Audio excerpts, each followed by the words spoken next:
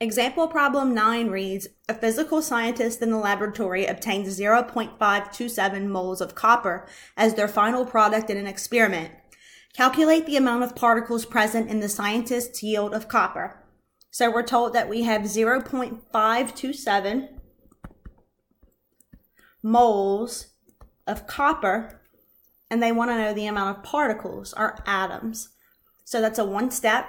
Draw our multiplication symbol, draw our division bar. Moles of copper goes on bottom to cancel, and atoms of copper goes to the top. So in 1 mole, there are always 6.02 times 10 to the 23rd atoms. So moles cancel, and we're left in atoms. So in your calculators, you should write 0.527 times 6.02 times 10 to the 23rd equals 3.17 times 10 to the 23rd atoms or particles of Cu. Let me know if you have any questions with example problem 9.